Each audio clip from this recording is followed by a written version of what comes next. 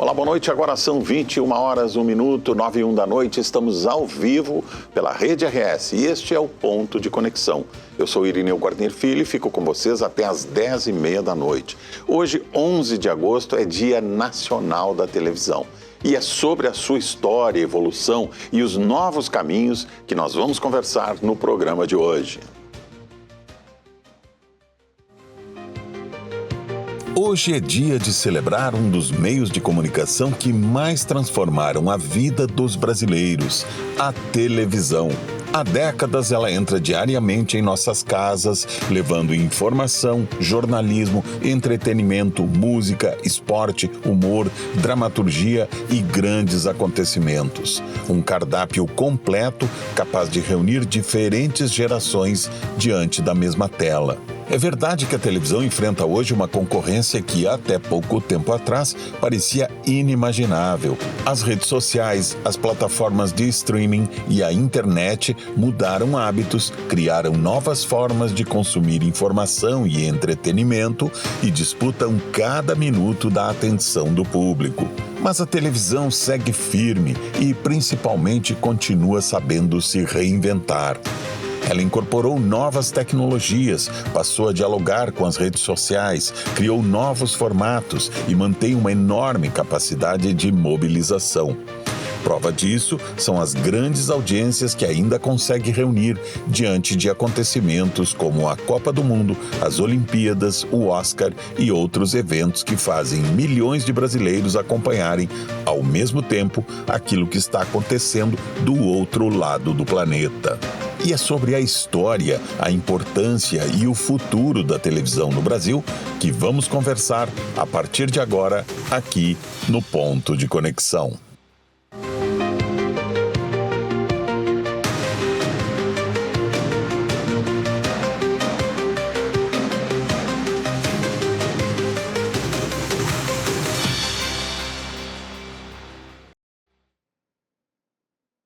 E antes de iniciar a nossa conversa com os convidados desta noite, eu lembro que você pode acompanhar a nossa programação pelo canal 55.1 na TV aberta ou pelo 511 na Claro TV. Quer assistir pelo YouTube? É só acessar @canal Rede RS. E agora chegou o momento de apresentar os nossos convidados desta noite. Estão comigo aqui no estúdio Claro Gilberto, produtor cultural. Claro, seja muito bem-vindo aqui ao nosso programa, boa noite. Claro, já fomos colegas, já foi meu chefe. Estamos juntos há muitos anos nessa estrada, verdade, né? Claro? É verdade. Prazer te receber. Sabe quantos aqui. anos? Melhor a gente nem comentar isso, né? Mas estamos há muito tempo nessa estrada, Exatamente. né? Prazerzão te receber aqui. E eu que tive o prazer de te encontrar aqui como apresentador, hein? Pois é, a gente está aí ainda, né? Do Campo e Lavoura para o Canal Rural, do Canal Rural para cá, né? Ainda sim, fiz muitas passamos por outras TVs juntos também. Exato. E estamos aí.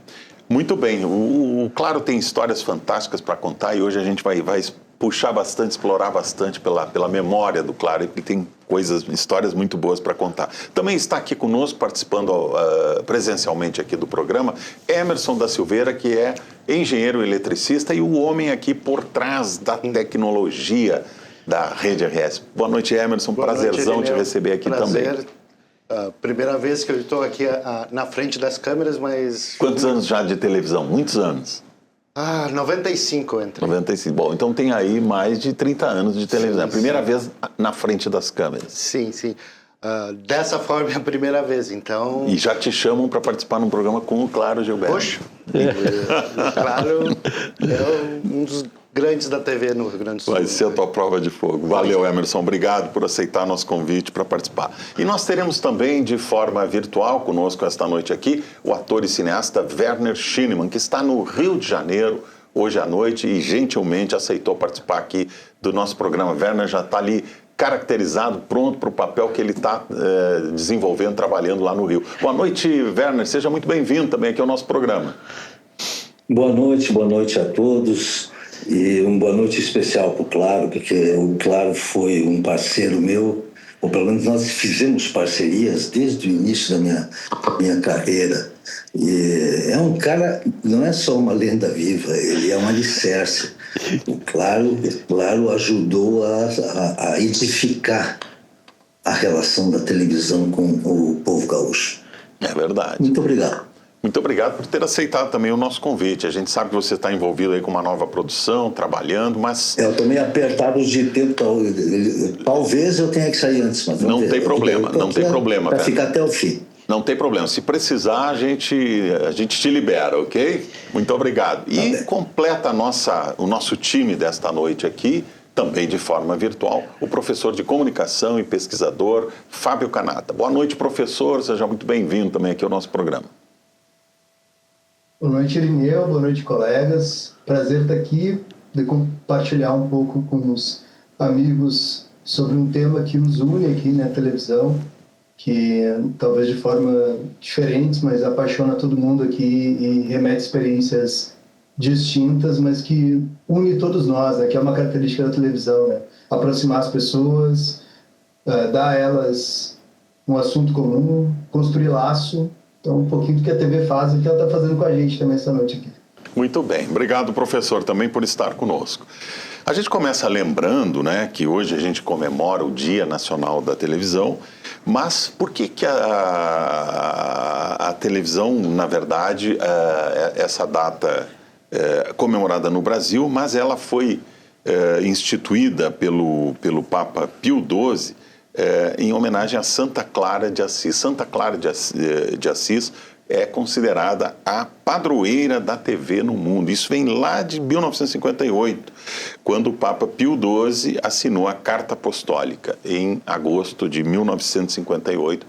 Então, considerando que Santa Clara, atribuindo a Santa Clara de Assis o título de padroeira da televisão. E de lá para cá, então, muita coisa aconteceu e a gente acompanhou uma parte dessa história.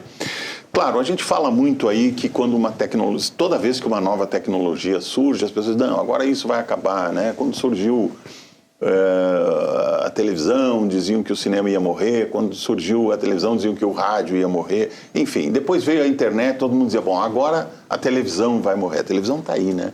Firme e forte, né? Mas vamos deixar claro o seguinte, primeiro, tá? A televisão aberta para o jovem, vamos dizer assim, aquele que tem hoje 30 anos, morreu um pouco, né? Eu já conheço muita gente que não tem televisão e que vê a TV alternativa, como essa nossa aqui, vê o streaming, se preocupa mais com o streaming e se preocupa também em ver programas exclusivos que você pode puxar hoje no YouTube.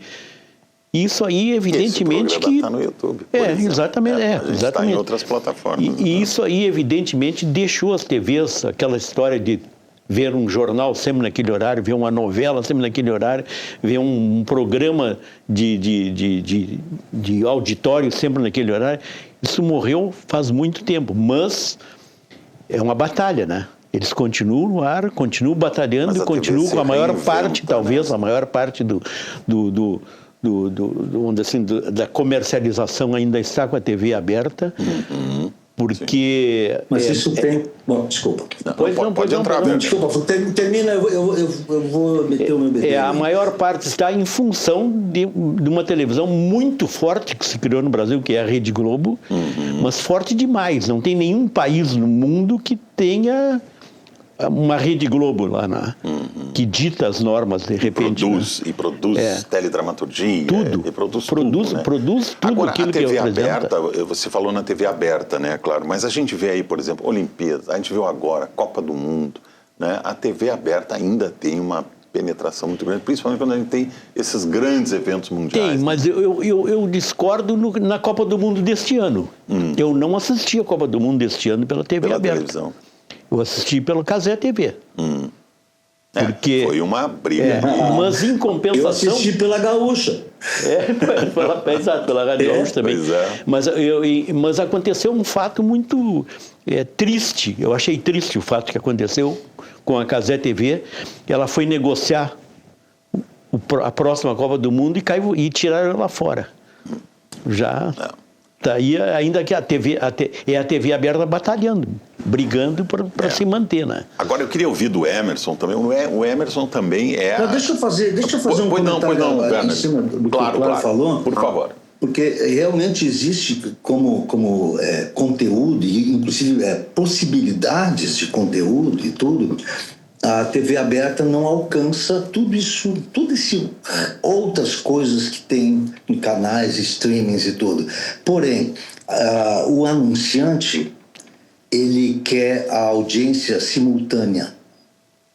E a TV aberta dá audiência simultânea. Se você quer anunciar uma liquidação de automóveis para sábado, não adianta botar isso no streaming. Sim. Se você quer lançar um produto, não adianta lançar no streaming. Sim. Pode até botar lá também. Mas quem vai dar a garantia de audiência para esse anunciante é a TV aberta. Mas, Werner, eu acho que tu tem toda a razão, mas nós estamos caminhando para... Vamos fazer vamos anunciar os carros para jovens de 18 a 35 anos. Vamos anunciar só no programa Y. Pode ficar certo que teremos no futuro isso aí, viu? Né? Exatamente, teremos isso aí no futuro. Agora, mas o Werner tem toda a razão. Hoje, sim, se você quiser vender camisa, é TV aberta. Se você quiser vender bota de TV aberta. E aí por diante, não tem dúvida disso. O varejo anuncia muito na televisão. Agora, o Emerson, que é engenheiro... Tem lugar para todo mundo. O Emerson, que é engenheiro eletricista, acompanhou aí nos últimos 30 anos toda a evolução tecnológica da TV. E a gente começou, Emerson, lá com fita, o Matic, sistema Matic, depois foi para Beta, depois... na realidade, para quem trabalha em TV, a TV começou a se digitalizar muito antes da TV digital. Era em standard, era em SD. Em SD. Internamente, já era digital. Os computadores, lá em 90 e poucos, não tinham capacidade de trafegar vídeo. Uhum. Aos poucos, a tecnologia foi melhorando, mais HD, mais CPU. Daí começou a migração da fita para o arquivo. Para o arquivo, E quando quando a televisão começou a deixar de ser analógica para ser 100% e daí começou digital. O delay, né? A gente hoje está acostumado já com TV digital, sabe que tem um delay perante um programa ao vivo. Eu lembro que há uns 20 anos atrás nós fizemos um teste em rádio AM digital. Só que tinha um problema, o rádio AM digital. Ele dava delay na programação. Ou seja, se num jogo de futebol houvesse um gol, quando o juiz já estava cobrando o início da partida, as pessoas estavam escutando o gol. Mas então, isso aí foi uma das grandes reclamações da Cazé TV esse ano, né, na Copa do Mundo. O vizinho estava comemorando, pulando, e lá não tinha acontecido o gol ainda. Eu sei que as grandes emissoras, por exemplo, uma Globo da vida, ela tem uma banda X no satélite. E para concorrer no tempo, ela gastou milhões aumentando essa banda, porque quando tu aumenta a banda, ou tu aumenta a qualidade, ou tu diminui o delay. Eles pagaram para diminuir o delay para estar na frente dos outros. Imagina, aquele atraso, milissegundo, né? brigando pelos segundos, para chamar atenção, para gritar o gol primeiro. Mas o que eu queria te perguntar, Emerson, é o seguinte, o Claro falou isso, as pessoas hoje não querem mais sentar na frente da televisão para ver um jornal, enfim, naquele horário. Mas a tecnologia evoluiu tanto que hoje a pessoa pode programar a hora que ela quer ver o seu jornal, a sua novela, né? Eu lembro do meu filho, eu mostrando canal de TV dele. Não, mas eu queria ver esse programa agora. Não, é TV aberta, não é agora. Sim. Ele é acostumado com o YouTube. Não, mas por que não pode agora? Não, meu filho... Tem uma grade, tem um horário. Tem horário de acontecer. Ah, mas não é assim que eu estou acostumado. Então, tem uma geração toda que não sabe o que é... Esperar pelo programa. Chegar às 7h30, o jornal, ou a novela das 9h30. Sim. Então, tudo isso, essas questões ainda acontecem, né? Outra questão é a questão da qualidade, né? Eu lembro que quando eu comecei a trabalhar, tinha uma qualidade broadcast, uma qualidade profissional. Existia câmeras domésticas, mas a qualidade era muito inferior. O VHS, Super VHS. Hoje, quem tem isso aqui... Já entra no ar direto. Tem mais qualidade que uma câmera profissional. Porque isso aqui renova muito, a tecnologia aqui gira tanto que os circuitos que tem aqui tem uma qualidade tão extrema que quase não dá para comparar. E foram super miniaturizados, né? Agora, a televisão não é só transmissão de grandes eventos, não é só jornalismo, depois nós vamos falar também, quero ouvir o professor aqui sobre o jornalismo na televisão, mas a televisão também tem essa coisa da dramaturgia, né? Levou o teatro, levou o cinema para a casa, para a sala das pessoas, né, Werner? E a novela brasileira é um sucesso mundial, né? É um sucesso mundial mesmo. E durante muito tempo teve uma qualidade excepcional, inclusive sob o ponto de vista de cinema, né?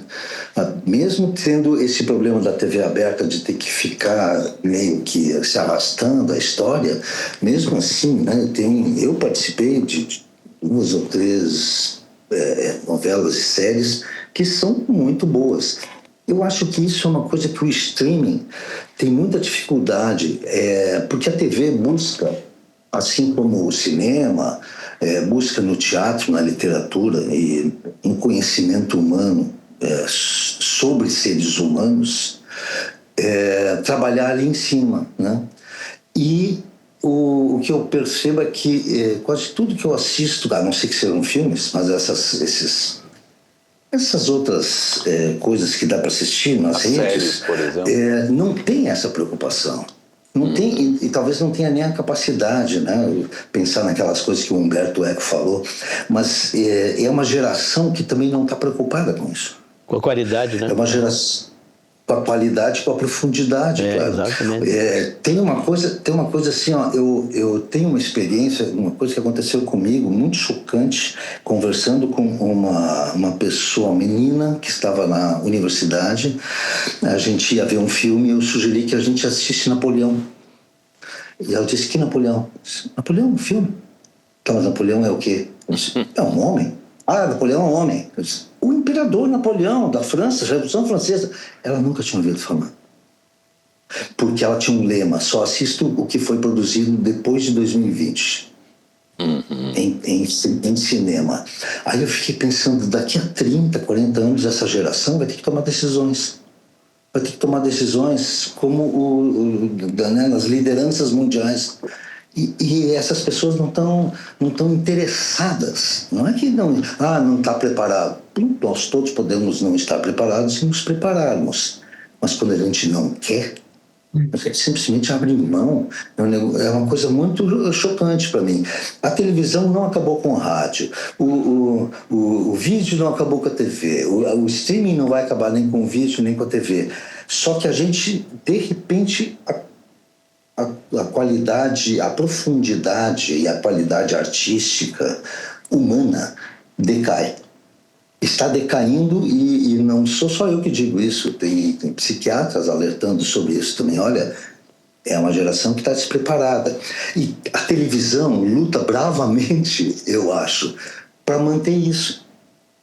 Porque insiste numa coisa, porra, a gente assistiu Guimarães Rosa, a gente assistiu Shakespeare, a gente assistiu um monte de coisas tão importantes na televisão. Ou talvez não, talvez também no teatro, mas na televisão foi assistido assim. E eu tenho feito, os últimos anos, eu fiz sabe aquelas Paixões de Cristo lá no Nordeste? Eu fiz a de Nova Jerusalém. E o ano passado... Esse ano eu estive num lugar chamado Alagoinha, no interior de Pernambuco. Eles dizem que eles são o segundo maior Paixão de Cristo no Brasil. E aí, conversando com os figurantes da minha cena, batendo papo, e mas vocês não assistem nada via celular? Eu disse, não, a gente não. Nosso celular mal e mal dá para telefonar. Todos. só tem televisão. Tinha uma TV na casa de cada um. Eles estavam fazendo figuração local, Alagoinha, uma cidadezinha a uns 400 quilômetros de Recife. Isso, eu acho, assim, das minhas andanças pelo Brasil, é mais ou menos uma tônica. A gente pode conversar sobre a bolha onde nós nos inserimos, mas o Casas Guanabara está interessado lá. Exatamente. Verdade. Eu queria ouvir o professor Fábio agora sobre a questão do jornalismo na televisão, professor. A gente acompanha aí, sabe a luta que tem sido aí, o combate às fake news. Às vezes a gente vê em perfis de internet hoje, ainda potencializado pela inteligência artificial, informações falsas circulando, enfim. E quando há grandes tragédias ou grandes problemas, como nós tivemos aí a pandemia, depois as enchentes aqui no Rio Grande do Sul, o jornalismo profissional, esse que é feito pelas emissoras de televisão, ele acaba sendo uma referência, professor, para quem está confuso, perdido no meio dessa massa de informações. O jornalismo profissional ainda tem espaço hoje em dia no imaginário das pessoas?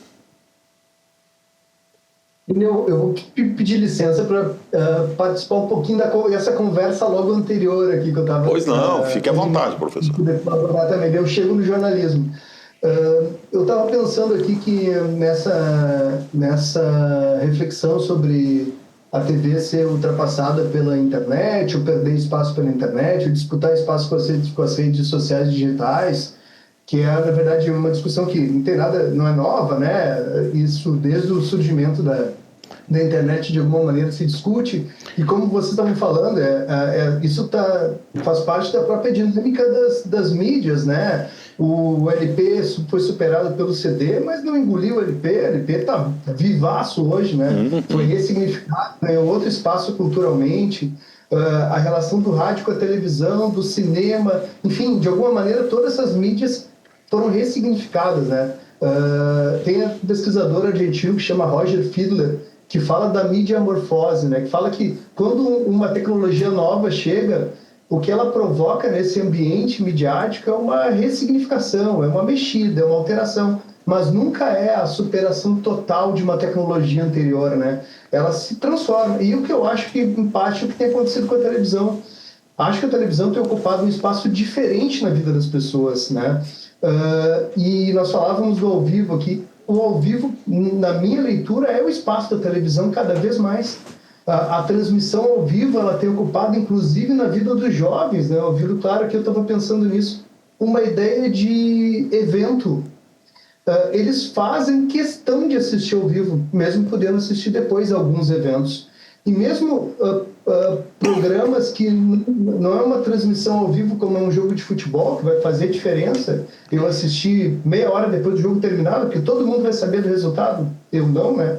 Mas a gente percebe até quando tem um episódio novo de uma série, o pessoal fazendo um evento coletivo para assistir junto, para compartilhar a opinião no telefone celular, e as redes sendo ressignificadas também, né?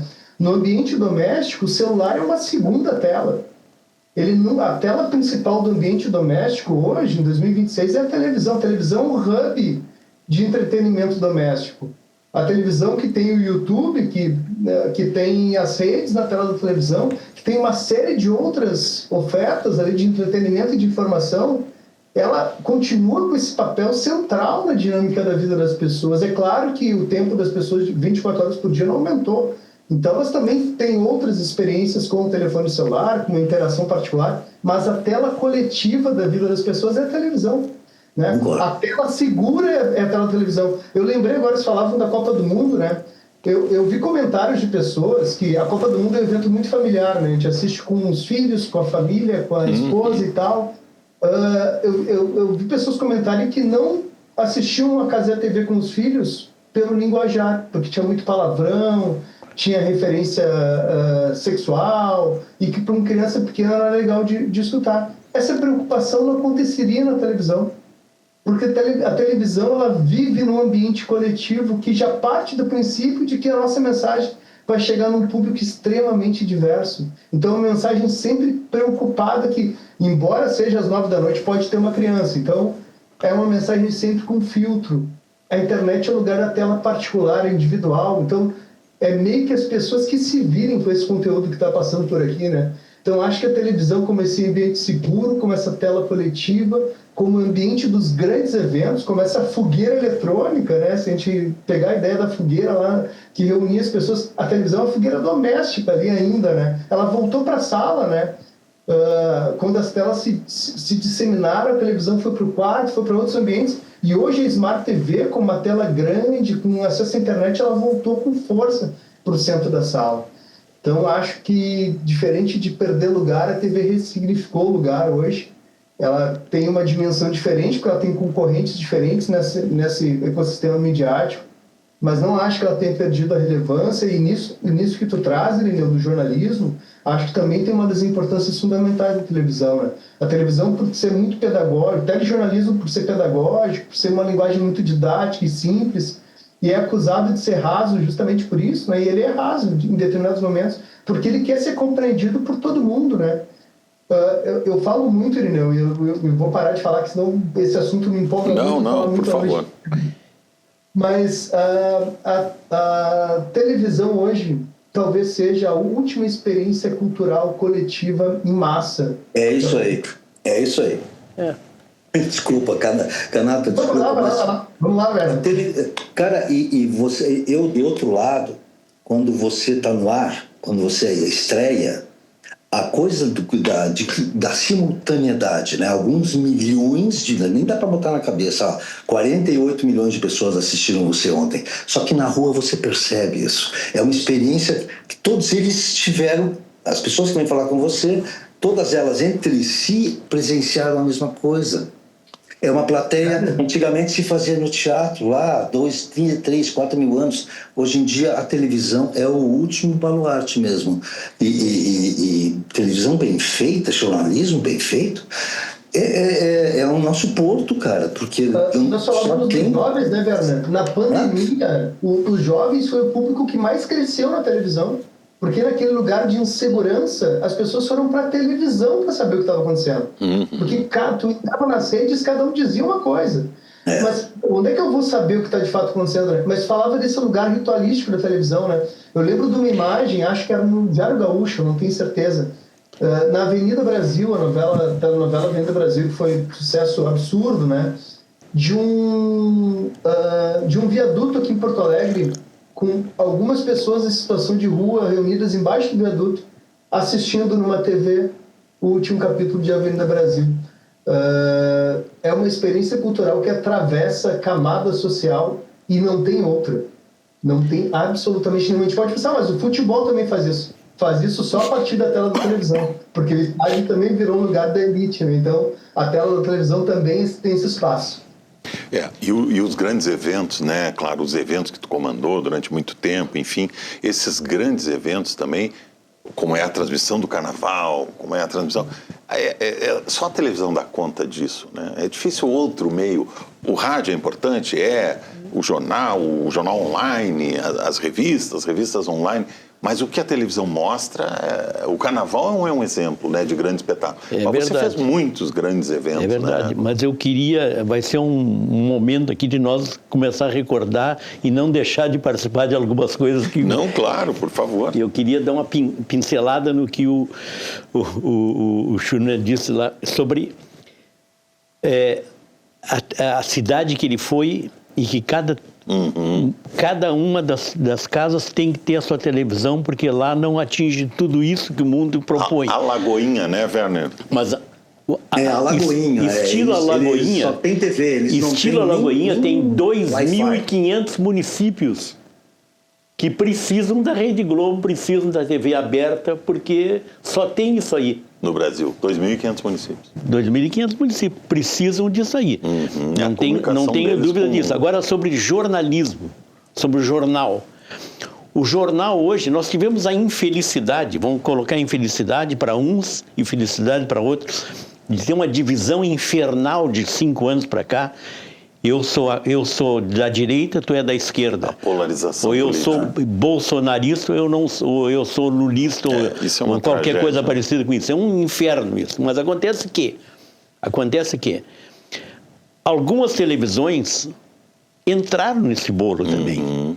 E sacrificaram muitos apresentadores.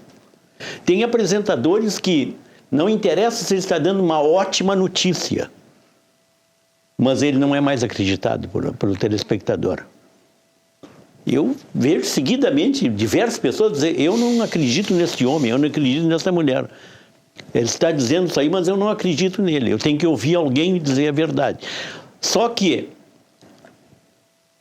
as redes sociais estão hoje te alimentando esse jovem, alimentando as pessoas que vivem de redes sociais, e eu acho que todos nós vivemos disso aí, mas ainda nós, com a idade que nós temos, a gente divide bastante, né? Divide muito, muito, muito. Não só redes sociais, nós usamos a televisão, usamos o cinema ainda, usamos o streaming, usamos tudo que for possível. Mas vejam bem, uma televisão, e principalmente a principal do Brasil, não poderia ter entrado no somos deste lado e nós vamos acabar com o outro lado.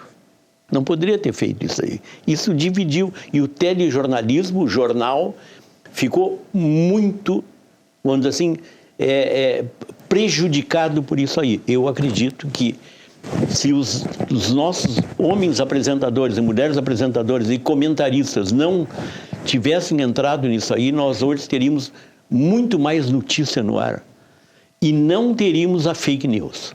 Fake news é uma coisa lamentável que existiu e não para mais, não tem como tirar. Mas sabe que uma coisa, claro, que me incomoda bastante é quando a gente vê assim, vê uma postagem ali, algum jornalista faz uma postagem lá nas redes sociais, e aí as pessoas vêm nos comentários, os haters vêm ali, criticam, porque esse é jornalismo vendido e não sei o que, não sei o que. Aí, qual é a fonte que essas pessoas têm, a fonte que elas consideram confiáveis? É o tiozão do Zap. É o áudiozinho que ele recebeu pelo Zap, mandado por uma pessoa anônima. Nesse ele confia. No tiozão do Zap ele confia. Agora, numa emissora de televisão que tem 200 jornalistas apurando, investigando, ele não confia. Esse jornalismo não é confiável. Mas o do tiozão do Zap é. É a mesma coisa que confiar, o tiozão não confiar fica na vacina. detonando. O tiozão detona o jornalismo. Exatamente. Eu já vi coisa horrível desse tipo. Não, porque essa TV está mentindo para você. Sim. Tem pessoas que não confiam numa vacina, mas confiam no Ozempic para emagrecer. Vem dos mesmos cientistas, a mesma tecnologia, mas olha, mas isso aqui funciona. Mas isso aqui vacina, isso aqui tem não. um chip chinês. É um absurdo. Mas professor Fábio, essa questão, não sei, ela me incomoda muito, sabe, professor, quando eu vejo isso. Não por eu ser jornalista, não por estar numa emissora de televisão, mas porque parece que assim há uma tendência a desacreditar tudo aquilo que seria, entre aspas, oficial, né? Em detrimento daquela informação hiper exclusiva que só o tiozão do Zap tem, né? Eu acho que tem um cenário bem complexo que acaba alimentando essa série de circunstâncias, vivências, né, que a gente está pensando aqui. Primeiro que a gente tem uma parte da população que o digital, a internet ainda é um desafio, né? Se a gente pegar pessoas aí que não trabalham com comunicação, que não lidam com tecnologia, elas têm dificuldade muitas vezes de perceber que espaço que elas estão ocupando na internet, que tipo de conteúdo estão consumindo, diferenciar um conteúdo jornalístico de um conteúdo publicitário, uma opinião de uma notícia. Acho que tem uma confusão gigantesca desse cenário inteiro para muita gente. E, de alguma forma, é um papel que a gente deixou de desempenhar, sabe? Acho que, ao longo do tempo, o jornalismo se preocupou pouco em dar transparência sobre os seus processos, a sua forma de trabalhar, o rigor dos seus processos de apuração, o que ele considera como valor notícia, né? Aquelas características que fazem de um acontecimento ele virar notícia, para mostrar para as pessoas que tudo isso tem, embora haja subjetividade, né, há uma objetividade, há uma questão técnica que sustenta o trabalho jornalístico, que acaba sendo o parâmetro de trabalho, como tu disse, de centenas, de milhares de jornalistas profissionais. Agora, a RBS, inclusive, iniciou recentemente uma campanha de transparência, né? Nos seus programas de TV, o JA, o RBS Notícias, enfim, eles estão transformando em notícia o processo jornalístico, que me parece muito saudável, né? A gente mostrar para as pessoas como o nosso trabalho é sério, como ele envolve um número grande de pessoas, como não é achismo. Quando a gente vai falar de uma notícia, que significa que lá foi um jornalista, quando é TV, foi uma equipe de TV, que vai ter um cinegrafista, que tem um repórter, que antes teve um produtor, que depois vai ter um editor, enfim, que passa por uma série de profissionais, uma checagem cansativa, exaustiva, para levar uma notícia em 1 minuto e meio na televisão. Eu acredito que se a gente tivesse dado mais clareza para esse processo ao longo do tempo, a gente seria menos desconfiado. Mas, assim, nesse cenário inteiro de desinformação, né, que acho que carece de educação midiática, carece de transparência, ainda assim, o telejornalismo, as marcas jornalísticas com maior credibilidade no Brasil ainda são do telejornalismo, né? As 5 marcas com mais credibilidade no Brasil são CNN, Record, SBT, Band e Globo. Não necessariamente nessa ordem, mas se eu não me engano são essas 5. São marcas ligadas muito à televisão, ao telejornalismo, né? Então, embora hoje a gente veja que o jornalismo ele é alvo de uma série de ataques de ambos os lados, né? Vocês falavam da polarização, né? A Globo, por exemplo, que nós falávamos aqui, ela já foi alvo dos dois lados, né? Em momentos diferentes, né? Olha só, hoje... deixa eu... Vai lá, não, fala, desculpa, eu te interrompi. Fala. Não, eu queria há pouco a gente estava dizendo assim, não, de onde é que as pessoas tiram? É o Zé do velhinho, da não sei de onde e tal. Uma pessoa que trabalha lá em casa, ela disse assim, eu tenho que comprar mais, como é o nome desse produto que foi proibido, desse detergente que estava na Anvisa, pediu para retirar. Ela deu um número, eu disse, não, mas esse aí na Anvisa pediu para retirar. Mas é mentira. Como assim mentira? Não, a Anvisa pediu assim. Não, mas o pastor falou que não é. E que o dono jurou para ele, o pastor falou que... E que o dono jurou para ele que não é, que pode comprar sem problema. Que dá até para lavar os dentes com isso. Aí, cara, você monta toda essa empresa jornalística que você falou. E sabe, daí atrás disso o que está? Muita gente acha que se você tem que preservar a fonte, não deve ser verdade. E isso, sabe, isso é um passo adiante na civilização. Você entender por que a fonte tem que ser preservada, que não é uma coisa, nós não estamos falando de fofoca. Nós estamos falando de fatos e, eventualmente, denúncias graves, e nós temos que proteger as fontes. Sabe, nós temos que voltar atrás e começar outra vez. Concordo contigo. Para fazer isso. Agora, eu queria fazer sobre televisão também, aqui no Rio Grande do Sul. Por isso que o Claro é tão importante aqui. Porque no Rio Grande do Sul, o Rio Grande do Sul tem uma autoimagem que se deve muito boa parte, ao que ele, quando se viu na televisão. E o Carlos Gilberto tem muita participação nisso. O Galpão Crioulo foi um negócio muito importante no Rio Grande do Sul. Quando eu cheguei em Porto Alegre, nos anos 70, ninguém usava bombacho, ninguém tomava chimarrão na rua. Isso é um processo que vem não só por um programa de televisão, por vários programas, e porque teve a militância do pessoal também. Festival de Gramado, o Claro trouxe a televisão para o festival e o festival para dentro da televisão. Depois, com a minha geração, os curtas e os programas, os contos de inverno e tal, sempre tem alguém dentro desses veículos, dentro da televisão, vendo que uma coisa tão potente, uma coisa tão abrangente, com tanta penetração, tem quase que a obrigação de acrescentar muito apenas ao jornalismo. não deve fazer só jornalismo com essa potência na mão.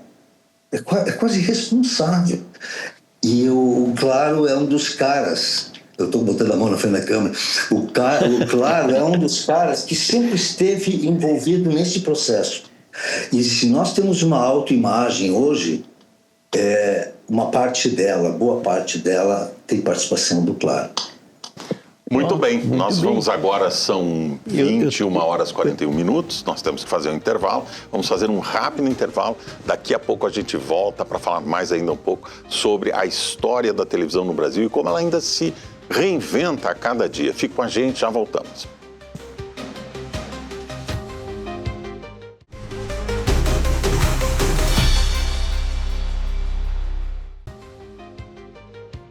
Estamos de volta com o Ponto de Conexão e hoje estamos celebrando o Dia Nacional da Televisão. E para falar sobre esta data e entender de que forma a TV ainda se mantém como um dos meios de comunicação mais influentes do mundo, eu recebo aqui no estúdio Claro Gilberto, produtor cultural, Emerson da Silveira, engenheiro e eletricista, e de forma virtual estão conosco esta noite o ator e cineasta Werner Schinemann e também de forma virtual o professor de comunicação e pesquisador Fábio Canata.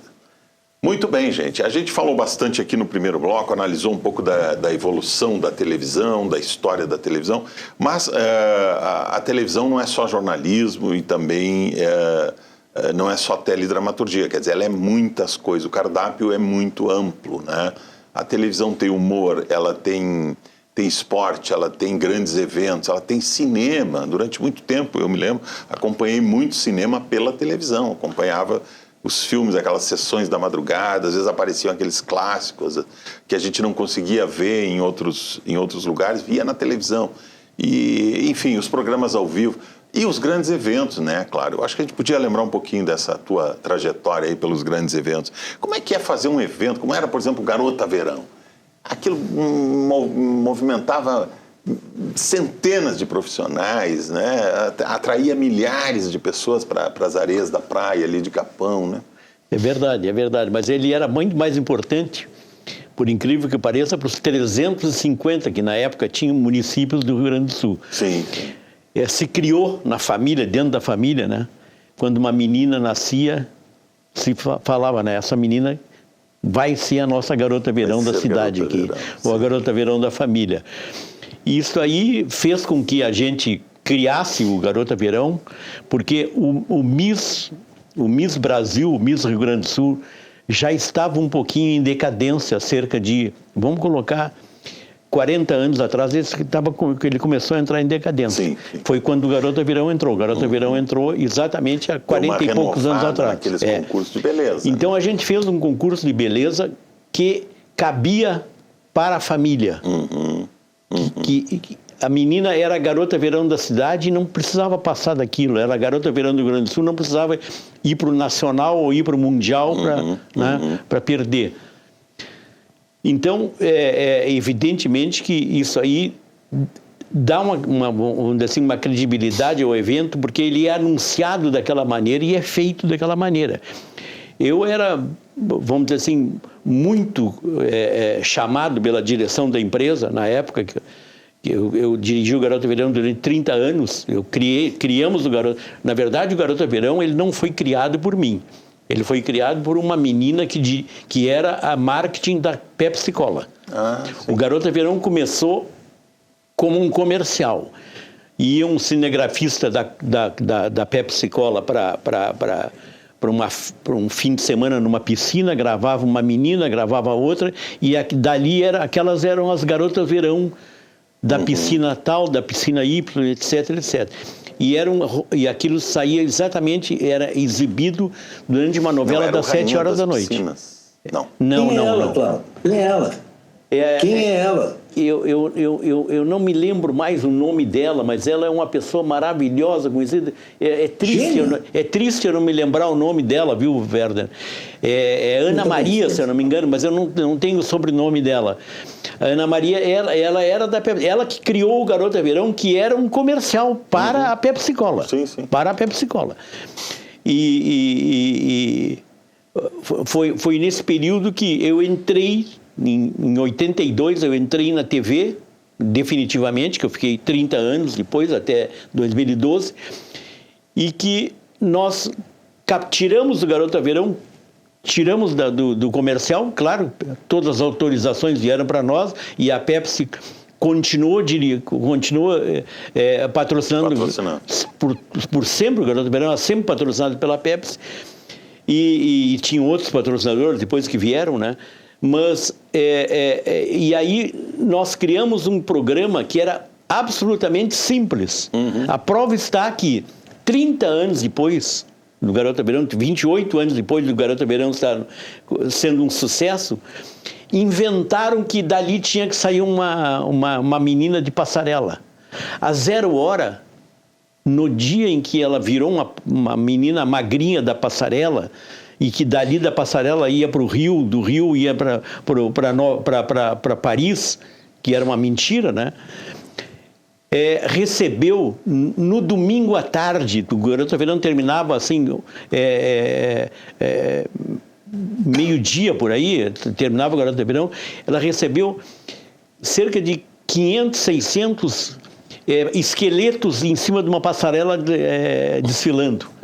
Ou seja, criticando o evento, né? E o que aconteceu? No outro ano ele terminou.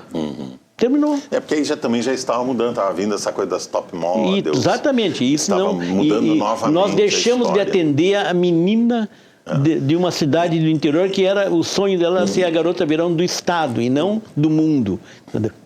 E era muito bonito aquilo. E o evento, nós ficamos devendo isso aí. O evento se notabilizou, evidentemente, pelas aquelas transmissões do Capão da Canoa. Né? Isso, a Beira-Mar. A Beira-Mar, tudo mais, etc. Não, eu falei no Garota que era ao Verão. vivo e nós colocávamos na beira da praia. Era uma coisa inacreditável. A gente sempre levava o verão até o dia do Garota Verão. Inclusive as pessoas lá em Capão da Canoa alugavam as lojas para o verão e primeiro queriam saber que data era o Garota Verão. Naquele dia terminava ali era o mais aluguel. ou menos o fim oficial do veraneio, né? Exatamente, o fim oficial do veraneio era, exatamente. Eu puxei o Garota Verão, porque até hoje o pessoal... Me chama de Garota Verão. Te chamo de Garota Verão, né? Exatamente. Claro, ainda... Isso vai continuar contigo. Vai continuar, por toda mas a vida, eu né? gosto, não penso mas não. Mas o Planeta foi uma ideia tua, não foi, claro? O Planeta foi ideia de um funcionário meu que se chamava Renato Sirotsky, que era o homem mais inteligente que eu conheci na minha vida. O Renato Sirotsky ele é Sirotsky, mas ele é da família, mas não era dono da TV nem nada. Sim. Era funcionário, inclusive, da rádio. Da rádio ele passou para a minha área, ele ficou todos os anos até morrer na minha área. O Renato bolou o Planeta Atlântida para inaugurar, para homenagear os X anos da Rádio Atlântida, deixou na minha mesa. E não adianta fazer reunião com ele, que ele não ficava na reunião, ele não conseguia ficar numa reunião. Era inquieto. Ele era fantástico, né? E daí nós começamos a conversar, buscamos a parceria da DC7, porque nós precisávamos de encher de artistas aqui, o Schunemann sabe disso aí, né? Nós precisávamos encher de artistas e precisávamos não pagar os artistas.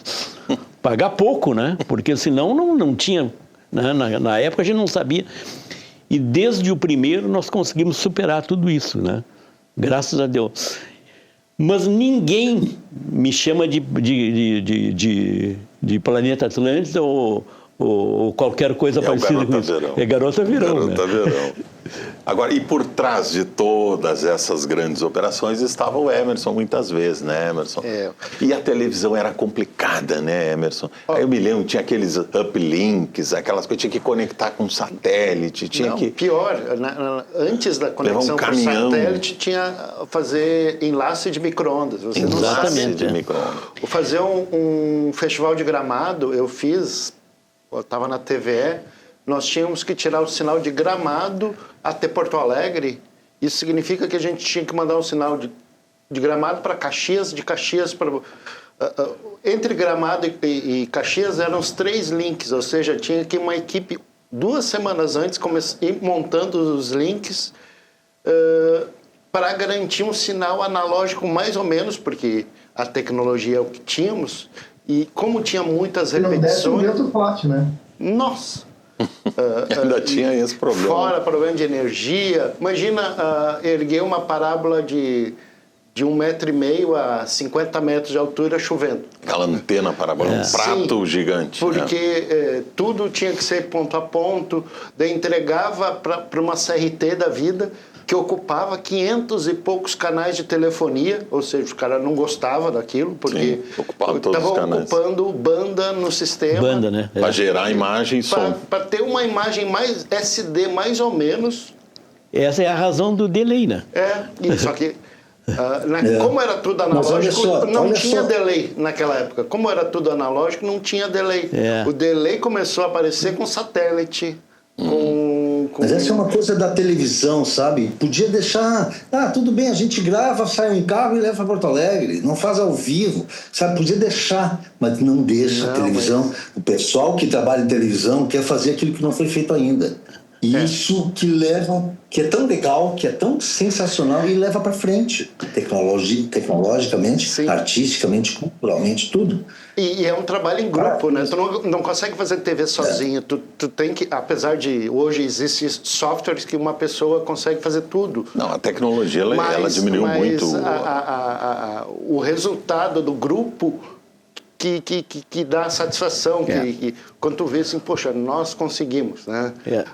Fazer um link que pouca gente consegue, fazer um link de 70 quilômetros. No papel, a gente não sabia se ia funcionar. Sim. Só depois que tu subiu explicando na torre... explicando para o leigo, né, Emerson? Você tinha que ir rebatendo um sinal, né, de uma antena para outra até chegar em Porto Alegre. Imagina um sinal saindo de Caxias para Porto Alegre direto. Isso dá quantos quilômetros? A gente arriscava certas coisas porque não tinha equipamento. Se tivesse um morro no caminho... Às vezes ninguém na televisão do Rio Grande do Sul, na televisão do Brasil, na televisão, consegue admirar tanto um técnico como eu. Eu montei. Eu digo eu montei. Imagina só. Eu montei diversas televisões. TV Santa Rosa, TV Santa Cruz, Pelotas... montei a RDC TV, montei agora, ultimamente, a Minuano, tá? É uma coisa inacreditável. O técnico, ele tem que ser tão aberto e tão inteligente que ele consiga captar da cabeça do produtor artístico imbecil tudo aquilo que ele quer. Porque, na verdade, você, quando monta uma televisão, você diz, eu montei uma televisão. Nunca. Você diz, eu preciso ter um estúdio, eu preciso ter isso, o programa vai ser assim, o programa vai ter externa, não vai ter externa, o programa vai ter uma entrada diariamente de Porto Alegre, não vai ter. E aí o técnico monta a televisão para te atender, para atender aquilo ali que vai ser. E quando o técnico não consegue captar aquilo ali, ele não é técnico. Para corroborar o que você falou, claro, eu sempre trabalhei em televisão na frente da câmera, né?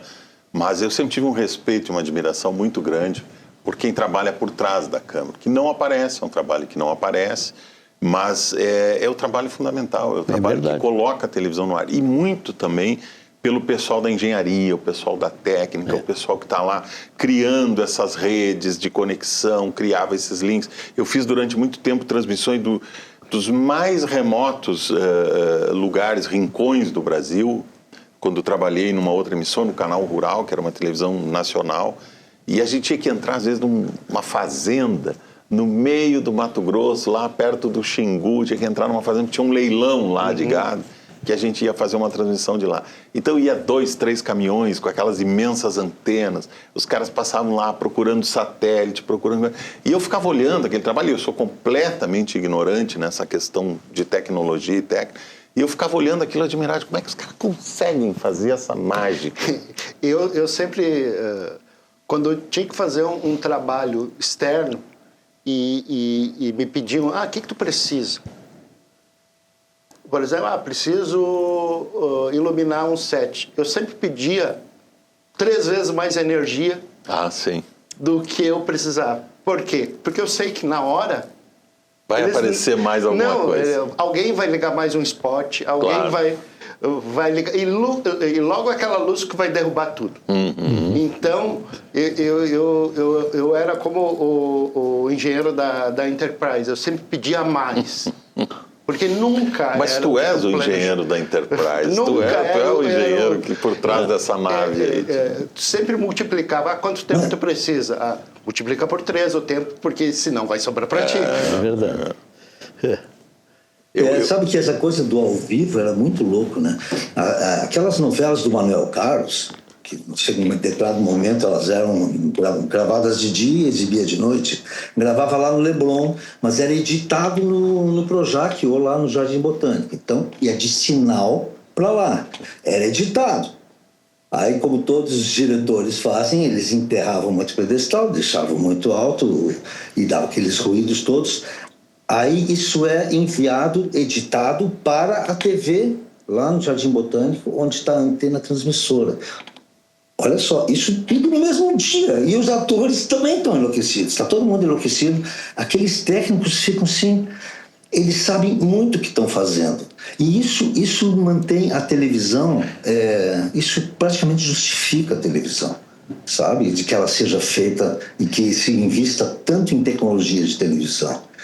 Na verdade, se você pegar assim, o agro, o que é o agro? O agro é a agricultura, os implementos, as máquinas, a indústria de sementes, tudo é o agro, né? Qualquer coisa que você pensar dos adjacentes é o agro. Quando fala de audiovisual, a gente não soma a indústria de televisão e de rádio, de tudo que é audiovisual, à economia do audiovisual que pertence ao ramo da cultura. A gente tem tanta evolução, tanto, e durante 2 anos da pandemia, se não fossem as televisões nas nossas casas, ia ter muito mais divórcio e assassinato. Mas, sabe, e aí tem pessoas como você, Edilson, né? Emerson. Pessoas como você, eu conheço tantas pessoas assim, que têm um trabalho, não é só de viabilização, não, é de invenção, assim como o meu. Sim. Parabéns. Obrigado.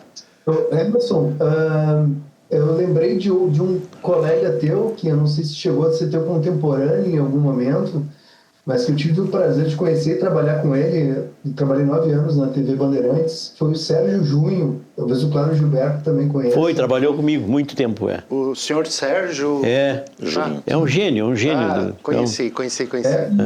O Sérgio estava na primeira transmissão ao vivo em cores da TV Brasileira. Sim. Exatamente.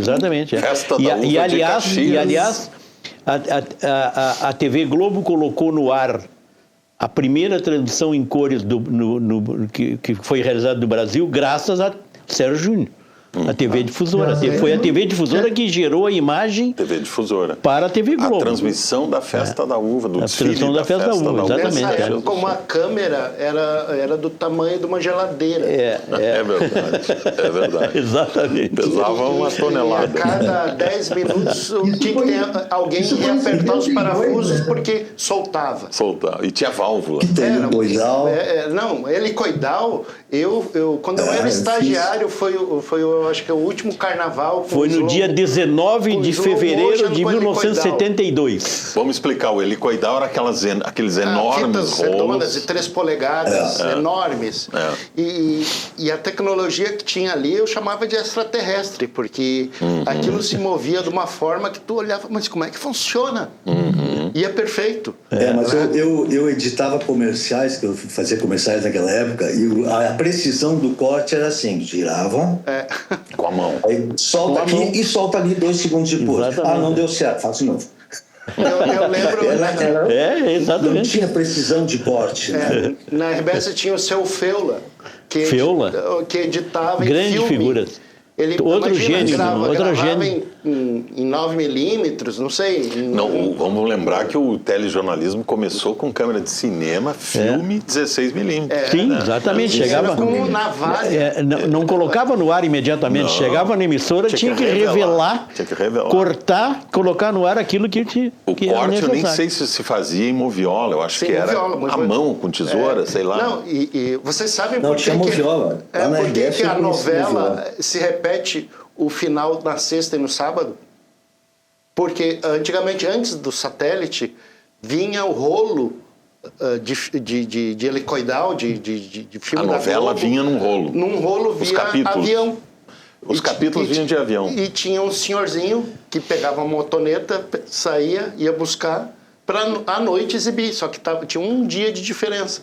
Então, quando em São Paulo era o final da novela, ou o Rio, aqui ainda estava no dia anterior. Então, Sim. por isso que se exibia o mesmo final no sábado. E no Brasil todo se olhava 2 vezes por causa disso, porque tinha todo o processo de, imagina, fazer uma cópia para cada capital do país. O que o pessoal do artístico fez, o pessoal da edição trabalhou, finalizou, ok, está pronto, agora tem que ir para cópia. Copiar. Que é uma outra turma que vai virar à noite fazendo cópia, atestando a qualidade para mandar. Imagina, não tinha satélite, não tinha internet, não tinha nada. Era físico, né? Mandava um rolo de avião, pegava no aeroporto, levava para a TV, né? Era impressionante. Hoje está mais fácil, né? Sim, com um celularzinho, o sujeito entra ao vivo de qualquer lugar do entrar ao mundo. vivo via Zoom, via qualquer outro software, é muito simples. A única coisa boa que a pandemia nos trouxe, assim, foi massificar essa questão de comunicação. Sim. Como é fácil. Meu Sim. filho usa isso. Sim. A educação se aproveitou muito disso, né? E a própria estética da televisão e a linguagem da televisão mudou depois da pandemia com isso. Hoje, por exemplo, nós estamos fazendo um programa aqui que é meio presencial, meio virtual, é híbrido. Estamos fazendo um programa híbrido com 2 convidados participando Mas online. é todo ao vivo, né? E ao vivo. Um do Rio de Janeiro, outro em Porto Alegre, 2 aqui no estúdio, e nós estamos conversando como se estivéssemos numa sala. Antes, assim, eu me lembro, havia uma resistência muito grande para botar uma imagem gravada em casa. Mas não tem qualidade. Da qualidade não tem qualidade, está muito ruim, está borrado, não sei o quê. Hoje as pessoas não ligam mais para isso, se tem qualidade ou não tem. A gente procura ter qualidade, mas quando não tem, coloca igual no ar. Quer dizer, a imagem, o importante é a informação, né? Então, assim, até a linguagem da televisão mudou, né, nesses últimos anos. Né? Isso me lembra... Me parece até que tem Desculpa, atropelei alguém. Não, pode continuar. Não, pode entrar, professor. Não, me parece, inclusive, que tem um movimento de valorização dessa imagem amadora, né? E em alguns momentos se faz opção por essa imagem, por uma qualidade que não é esteticamente perfeita. A novela vertical agora, né?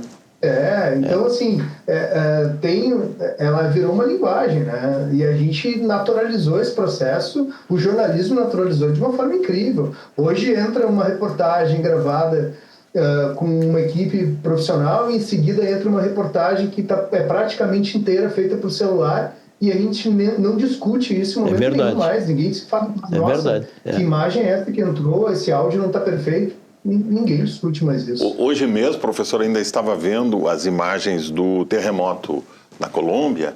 E eram imagens, as pessoas gravam, gravado por celular, tudo aquilo. E gravam vertical. Né? E antes a gente dizia, não, para botar na TV tem que ser horizontal. Agora vai vertical, põe as margens do lado. E tudo bem. E isso também foi uma revolução, né?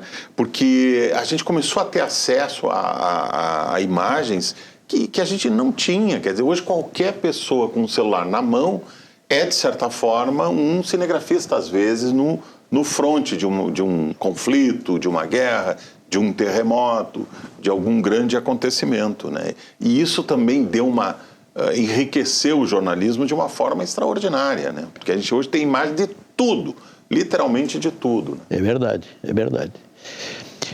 Mas eu gostaria de exaltar aqui ela carrega um tom de verdade também, né, Ireneu?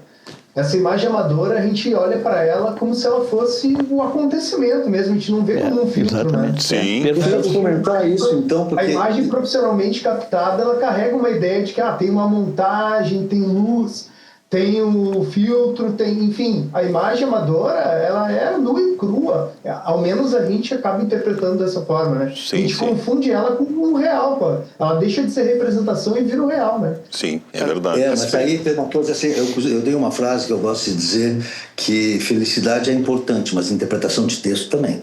É verdade. Isso está desaparecendo, desinterpretação de texto. E a imagem essa coletada, digamos, para usar, sei lá, que acaba no jornalismo, coletada por pessoas quaisquer, ou mesmo que elas só vão postar no Instagram, essa não é uma imagem cuidada. Ela não é... Alô. Pode ela falar. não é cuidada. Ela não passa por um filtro, que eu diria assim, um filtro humano. Uhum.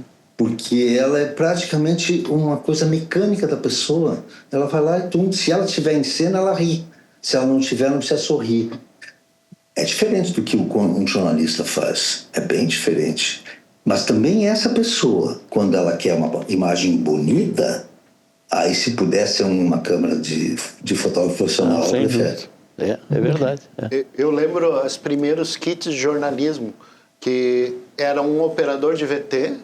Sim. Começava com um A motorista. equipe de externo. Motorista, um operador de VT e um operador de áudio, câmera, câmera, um operador de áudio, um iluminador. e o pau de luz. E Quantas pessoas faziam a equipe técnica? 4, 5, né? Para fazer uma reportagem. Era o motorista, o repórter. É que tinha um problema muito sério na época, né?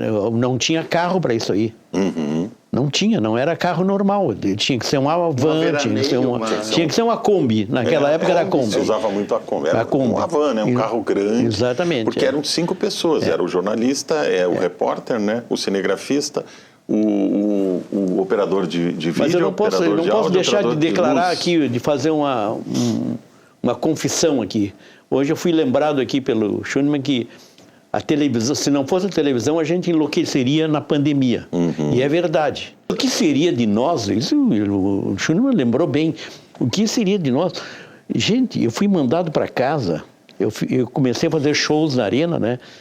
Nessa 3, 4 anos. Você estava como produtor cultural na Arena. Exato, né? Os shows da Arena. E eu comecei e fecharam a Arena e disseram assim, tem que ir para casa, nós vamos fechar a Arena. Eu digo, daqui uma semana eu estou de volta. Gente, eu voltei 1 ano depois. Todo mundo pensou, Sabe o que é isso? Que era 1 ano 15 depois. dias. O que seria de mim se eu não tivesse televisão para acompanhar o mundo inteiro? Não, Porque a gente não podia sair na rua, você lembra disso? Claro. Não podia sair na rua. E informação confiável O que a gente tinha. entretenimento, o lazer. O lazer. exato. As lives que ganharam uma força enorme na televisão, os shows, né? Eu fiz A gente algumas assistiu lives, mini inclusive aqui na shows. casa. Uma live, as lives naquela época tinham início, mas não sabia o fim. Não tinha fim, Mas para os artistas foi importante a televisão nessa época, usando o seu celular, né, Werner? Entrava, fazia uma live, os cantores fizeram shows, enfim. Eu fiz muita live, muito que o pessoal começou a ter programas e chamavam a gente, sei lá. Foi assim, o meu agente uma vez disse que já tinha passado de 80. Eu fiz muita live. Não minhas com alguém, sempre quer dizer, me convidavam para participar, né, para ser entrevistado, coisa assim. E essas lives foram um ponto de contato também com os espectadores, com a plateia, mas eu acho que principalmente o jornalismo que a gente consumiu e os filmes que a gente consumiu, a música que a gente consumiu, a televisão foi muito importante. A televisão, se não tivesse televisão, olha... Todo mundo lendo, imagina lendo e cantando em casa. Muito bem, 22 horas 12 minutos. Eu vou ter que fazer mais um intervalinho, peço licença para vocês. Vou ter que fazer mais um intervalo comercial aqui. E a gente vai, 3 minutinhos, estamos de volta para concluir o nosso programa de hoje sobre o Dia Nacional da Televisão. Já voltamos.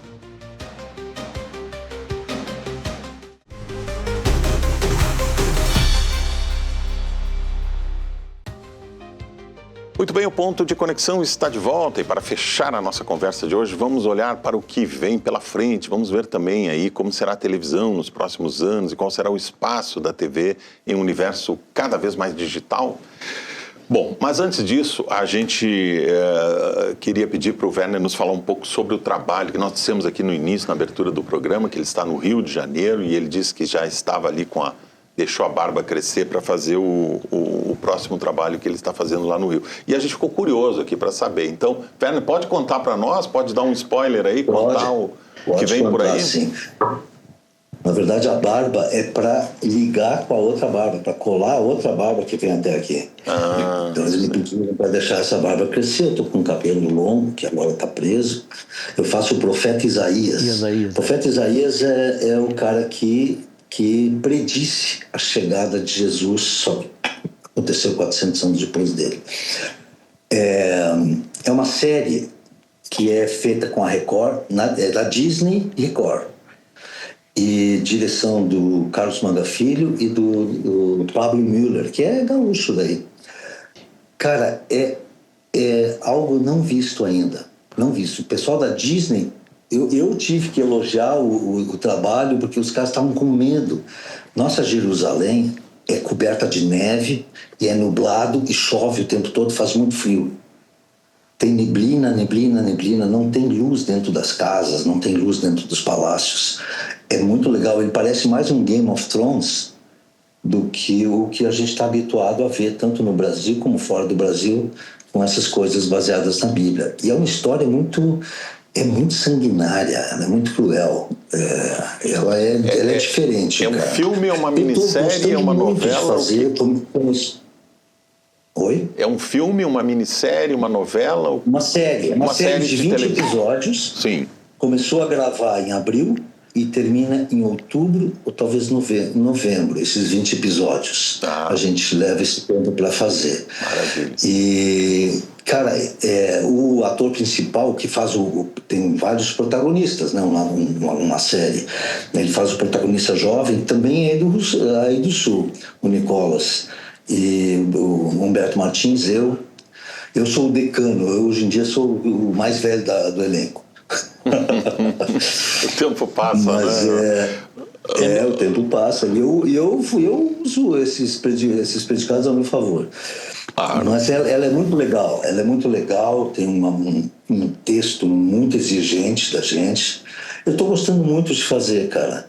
Muito. Antes eu tinha feito eu fiz 2 filmes no início do ano e agora essa série, e parece que vou fazer mais um filme no final do ano. Eu tenho trabalhado bastante, apesar de que para um ator, normalmente na minha faixa etária já começa a ser mais difícil aparecer os personagens.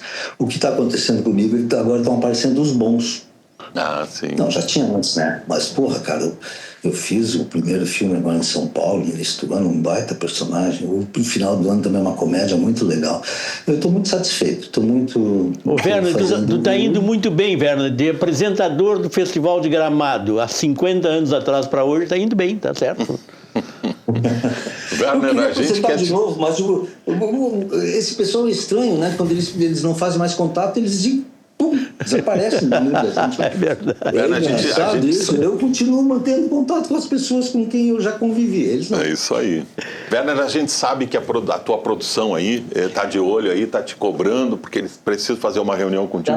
Fica entrando banner aqui, sabe? Fique bem à vontade, se precisar sair, não tem problema, tá? Mas o programa já está quase chegando no final, nós já estamos nos encaminhando aqui para os minutos finais.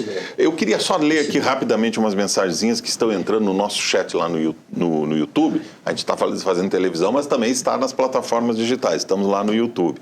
E tem uma mensagem aqui muito legal que diz o seguinte: Emerson Gigante, aprendi muito com ele, sou muito grata por todo o conhecimento, a parceria e a paciência ao longo do tempo que foi meu supervisor. Simplesmente o melhor. Quem assina é a Franciele Silva. Franciele. A nossa colega que trabalhou aqui conosco até poucos dias atrás, a Fran. A Fran mandou essa mensagem para ti muito carinhosa. E tem aqui também a Lúcia Alves dizendo: boa noite, o tio do Zap é irritante mesmo e presta um desserviço mesmo. Obrigado, Lúcia. A Lúcia diz o seguinte também: sinto falta de mais programas como este, que permitem aos convidados desenvolver um raciocínio e expressar seus pontos de vista. Atualmente é tudo muito rápido demais. Abraço, Lúcia. Valeu, Lúcia, muito obrigado. Sim, a gente tem 1h30 aqui para os nossos convidados falarem à vontade e poderem desenvolver o seu raciocínio. Nós estamos chegando já na parte final aqui do programa. Eu quero fazer uma última rodada aqui com os nossos convidados, para deixar aqui uma mensagem. Afinal, hoje é o dia da televisão, nós todos aqui somos profissionais de televisão, estamos nesse veículo há tanto tempo. Deixar uma mensagem aí do que vocês imaginam que vem por aí, como é que vai ser o futuro da televisão. Claro. Antes disso, eu queria dizer o seguinte: eu ouvi aqui uma das coisas mais tristes de todos os tempos aí, que principalmente dos jovens que estão iniciando tudo isso, tá? É quem é Napoleão. Não sei quem é Napoleão. O jovem tem que se dar por conta de uma coisa: ele é obrigado a conhecer a história. Tem que conhecer a história, tem que saber o que aconteceu antes do mundo todo se fazer na frente dele, e não dizer que eu só admito alguma coisa do ano 20 para cá, ou do ano... Enfim, tá? E esse é o nosso pessoal do futuro. Eles têm que fazer isso aí. E eu acho que nós estamos vivendo um momento que nós não vamos parar de viver, mas não tem como. Agora, a televisão continua tendo seu espaço e vai continuar tendo seu espaço, não vai morrer. As redes sociais vão cada vez mais se aperfeiçoarem, porque é necessário se aperfeiçoar, porque existem muitas inverdades ainda. O Facebook hoje está prestando um desserviço a todos com aquelas histórias ridículas que eles oferecem, mostrando a atrocidade das pessoas. Mas tudo isso vai se aperfeiçoar e vai chegar um momento em que vai nos agradar mais ainda e vai tomar conta de 100% das pessoas. Assim como a TV tem o seu espaço também, a rádio... Quantas vezes nós ouvimos falar: a rádio terminou, a rádio vai terminar. Tá aí mais não termina forte nunca. Continuar, todos nós teremos muito espaço ainda para trabalhar. Muito bem. E os jovens também que vêm por aí. Muito bem. Emerson? Eu queria só falar rapidamente a respeito do... Antes de ser engenheiro, eu sou técnico. Eu fiz um curso técnico na Liberato em Novo Hamburgo, então eu sei da importância da Liberato na formação de gurizada nova, tanto para as emissoras como para a indústria, outras áreas, e sei do momento que a gente está num apagão da engenharia. Não sei se vocês sabem, mas a maioria das faculdades hoje privadas encerraram os cursos de engenharia, e isso daqui uns anos vai criar um apagão na área. Temos um déficit aí de engenheiros. Então eu me preocupo com isso. Então formar essa gurizada, assim como eu fui formado, por exemplo, Simeone, Jorge, Márcio, Adalberto, pessoas que me ajudaram não vai ter essas pessoas, a minha geração, todos passam, né?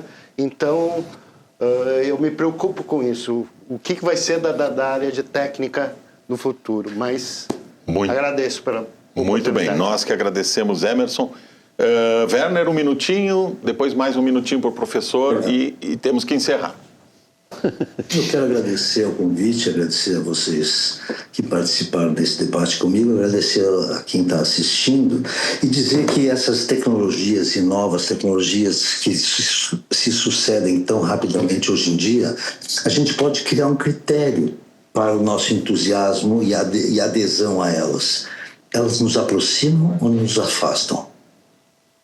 É um processo de aproximação, minha aproximação de outros, ou me afasta dos outros e não importam mais. Se afasta, larga dessa tecnologia, fica olhando de longe, usa se precisar e te entusiasma por aquela que celebra o outro. Muito Muito bem. Obrigado. Boa noite. Professor Kanata, para encerrar, um minutinho. Agradecer também o convite e o prazer de compartilhar com os colegas essa mais de uma hora aí que a gente teve conversando sobre televisão, que é um tema apaixonante para todos nós, né? E dizer que eu acho que o futuro breve reserva a televisão, tem a TV 3.0, que vai trazer ainda mais qualidade de vídeo, qualidade de áudio, mais possibilidade de interação, acho que vai valorizar ainda a televisão aberta. E o reforço, quem sabe, desse, que para mim é a principal característica da televisão, que é essa questão do laço social, né? De aproximar as pessoas, de oferecer um conteúdo compartilhado com milhares de pessoas, de ser uma experiência cultural comum num mundo de individualidades, né? Num mundo de consumo hiperindividual, de telas individuais, de experiências individuais. A televisão parece que é um pouco que restou de coletivo. Acho que ela se valoriza nesse sentido. Obrigado pelo convite de novo. Valeu, pessoal. Muito obrigado, professor. Exatamente, e a gente até falou isso aqui na abertura do programa, que a televisão hoje é a tela que reúne todas as pessoas da família, reúne os amigos, reúne os familiares para ver um jogo de futebol, para ver um desfile de carnaval, para ver, enfim, porque longe da televisão estamos concentrados, cada um na sua tela, cada um no seu celular, e estamos distantes.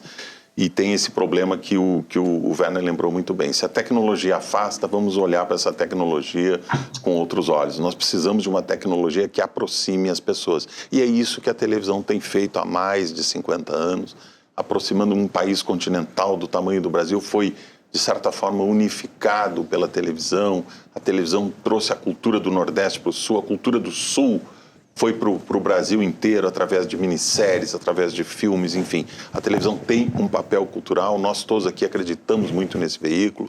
O jornalismo de televisão continua sendo uma referência em numa época tão difícil de fake news e de informações desencontradas. A televisão, a informação checada e apurada pela televisão, ela consegue ter ainda, pelo jornalismo de televisão, consegue ter esse valor de referência para todo mundo. Eu quero muito agradecer aqui a participação desse ótimo programa. Foi muito bom conversar com vocês e a gente poder falar do que a gente gosta tanto, ama tanto. Queria muito agradecer a participação do Claro, do Emerson, do Werner e do Fábio, que estiveram conosco aqui esta noite. Agradecer você aí em casa, que participou, que esteve lá no nosso chat, mandou também comentários para a gente aqui. O Ponto de Conexão vai chegando ao final. Agradeço a companhia dos nossos telespectadores também. Também quero agradecer aos colegas técnicos que estão aqui atrás das câmeras e no suíte de transmissão, colocando o nosso programa no ar hoje. O programa não se faz com uma pessoa, com duas, é com equipe. Estão lá a Joyce, o Fernando, o Gabriel, a Ingrid, a Ana, a Lozene, os cinegrafistas Fábio e Zeca e a minha editora-chefe, a minha querida editora-chefe, a Valéria Martinotto. Ainda quero agradecer a toda a equipe da Rede RS que coloca a emissora no ar todos os dias. Uma boa noite para todos e até amanhã, se Deus quiser.